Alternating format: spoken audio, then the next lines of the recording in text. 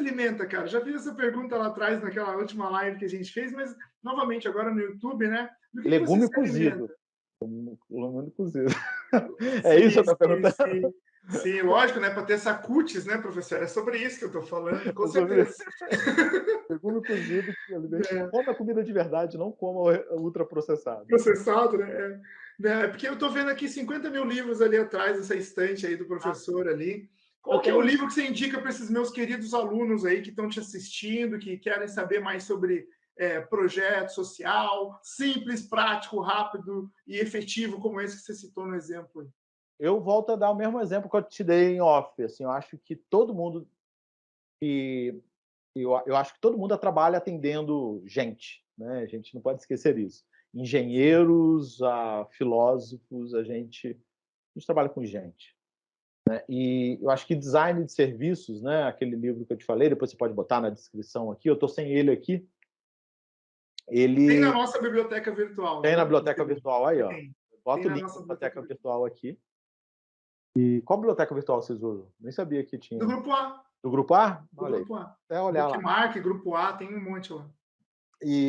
Então, acho que design de serviços é uma coisa incrível para quem está nessas áreas de atender pessoas e quer entender como, assim, ok, passo um, passo dois. É um calhamaço, é um livrão grossão, mas você, de novo, tempo, lê todo dia, 2 páginas, olha aí, ao longo prazo você vai ver que é melhor você ler todo dia 2 páginas do ler tudo num dia só e depois amanhã não lembrar de nada. Lê todo dia 2 páginas, 3 páginas, namora ali, sabe, antes de dormir, olha, papapá, e vai dormir. Ora, papapá. Livro incrível esse do professor.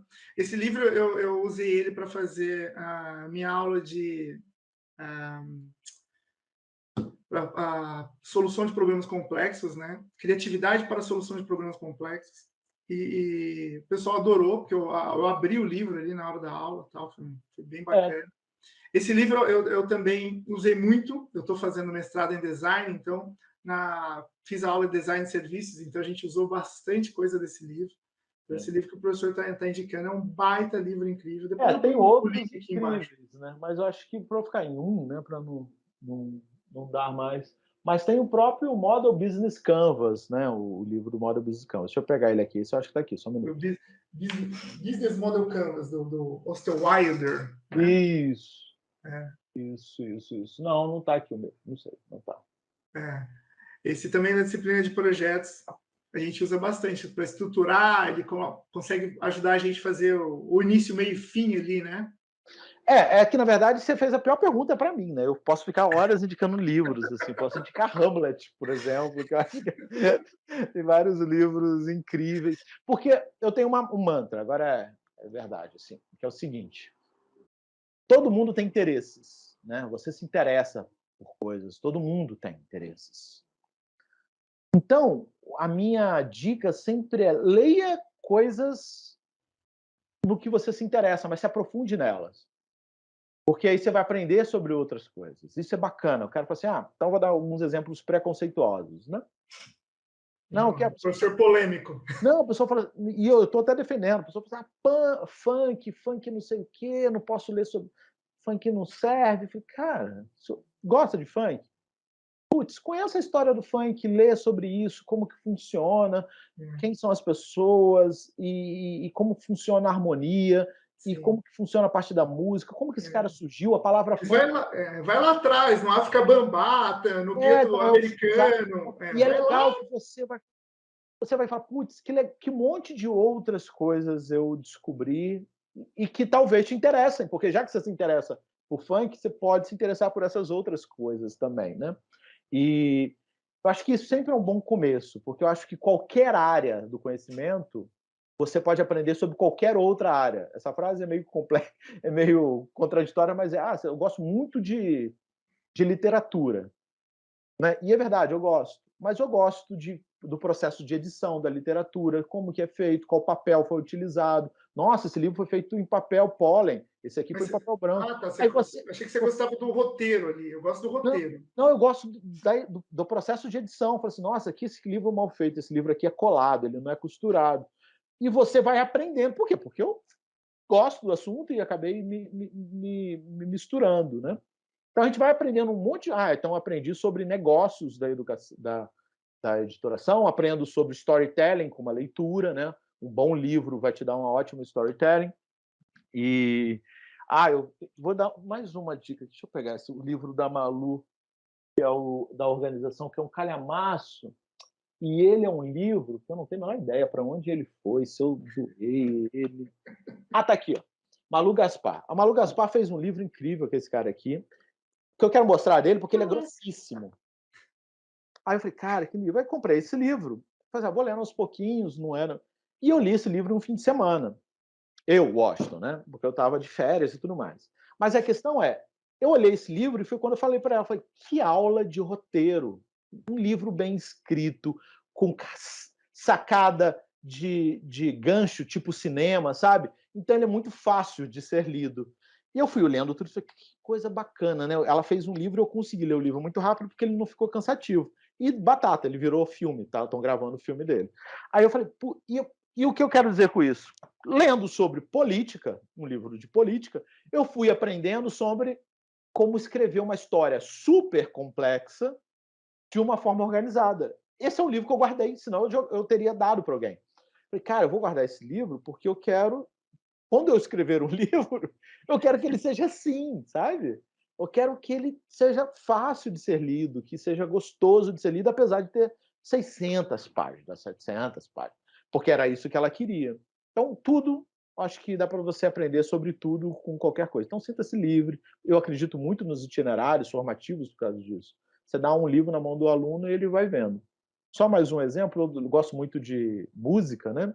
E como eu falei, eu sou chato, estou com um livro aqui, e eu estou lendo esse livro aqui, que é Dias de Luta, que é um livro sobre o rock, né, e o Brasil dos anos 80.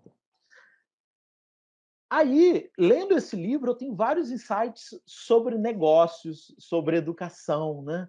Eu falo assim, putz, cara, olha só, né? Às vezes a gente é tão arrogante, eu vou dar um exemplo, né? A Legião Urbana abriu o show da Blitz, abriu o show do Traje a rigor, sabe? E hoje você olha a Legião Urbana e o Traje, porra, são bandas bem diferentes, o maior vendedor. Então, Sim. às vezes, você está no começo da sua trajetória e você já quer ser incrível, né? Você tem que ter humildade de, pô, vou abrir o show, é o que eu posso, né?